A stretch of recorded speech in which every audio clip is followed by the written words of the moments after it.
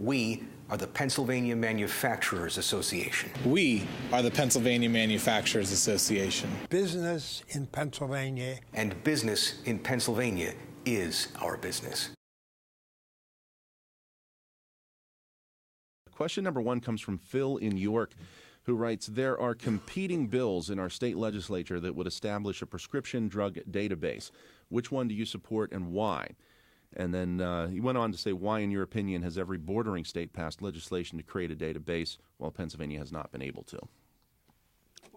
I can't answer the second. You have to talk to the legislature about that because I will tell you this database I've been looking for literally more than 2 decades. It would have been helpful when I was a young prosecutor in the U.S. Attorney's Office back in the early 80s, doing prescription drug cases then against doctors who write too many pills, or people who would go in and take advantage of an older doctor, or trade things for prescriptions, or the pharmacies and so forth. And knowing that you have this data, this capability today that we didn't have 40 years ago, to be able to gather this. But more importantly today, this whole bill is for the purpose of allowing also to make sure that when the when the doctor is getting ready to issue a prescription, maybe the patient went to another doctor and is taking another pill. You want to know what the interactions are. Mm-hmm.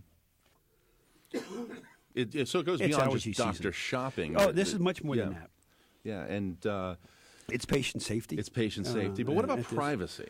Well, there is a concern for that, but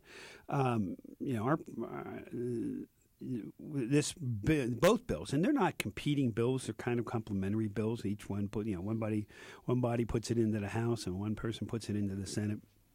I don't know which one it's going to come out under, but it's a monitoring because it's part of a lot of what we're trying to do to make Pennsylvania healthier. So that there isn't overabuse, because as you know, overabuse has caused other people, once they're no longer getting the pill, they're turning to heroin oftentimes to get that relief. It would actually increase the quality of our patient health care because as I say, the prescribers and the pharmacies are going to be able to look and see what the other drugs he's taking, see if there is an abuse history that's going on with this drug, see if they're going to 4 or 5 different doctors and 4 or 5 different pharmacies to get that drug. So we're committed to this, and I think it's definitely important, and it is, again, a balancing issue.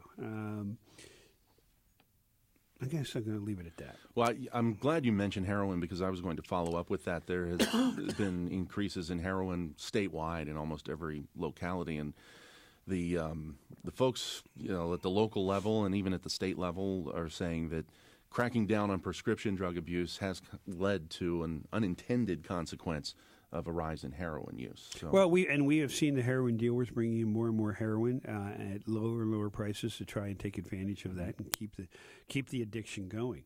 And that's why we put together a task force. We announced it, this was about 3 months ago out in Allegheny County, to work with the counties, work with law enforcement to see how do we address this heroin epidemic that we do see going on. And it is across the board. Every economic level is experiencing this. It's not any one economic level. It's not any one demographic. Everyone is experiencing it.